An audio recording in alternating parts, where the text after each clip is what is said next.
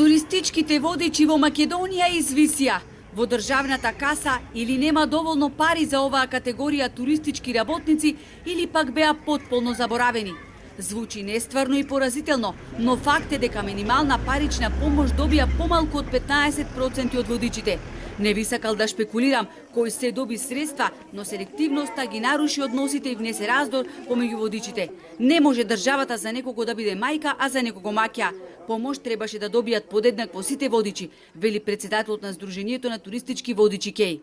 Значи имаш и такви колеги кои што приватно си ги плаќаат тие значи пензиско и социјално и здравствено и извисија, значи не беа опфатени со законот за помош на туристичките работници, конкретно туристичките водичи и 900 не се 900, преку 1000 туристички водичи постојат во Македонија.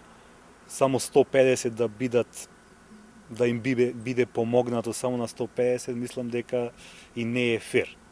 Доведени во безизлез, голем број од туристичките водичи, иако тоа им беше единствена дејност од која обстануваа за да донесат леп дома и да ги преживеат овие тешки времиња, работат се и сешто, од таксисти до дограмаџи и земјоделци. Оние кои не се снајдоа, тргнаа по белиот свет, вели Наумов.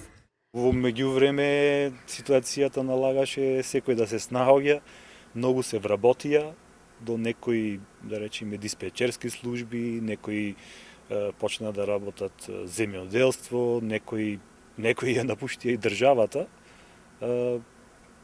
Во секој случај не ни е сјајна иднината. Кај Наумов нема оптимизам дека ќе дојде до придвижување во туризмот најмалку уште 2 години, оти како што вели, сулудо е да се патува во време кога пандемијата коси. На домашните гости не можеме да се потпреме, оти нити им треба водич, нити пак можеме да зборуваме дека ќе имаме или имавме некаква сезона летово, оти тоа беше вештачки генериран краткотраен наплив со воочерите за туризам. Владата мора посериозно да се зафати со екзистенцијалното прашање на туристичките водичи, оти тоа е значајна дејност од која зависи промоцијата на Македонија, нејзината историја, јазик, култура и традиција, завршува Наумов.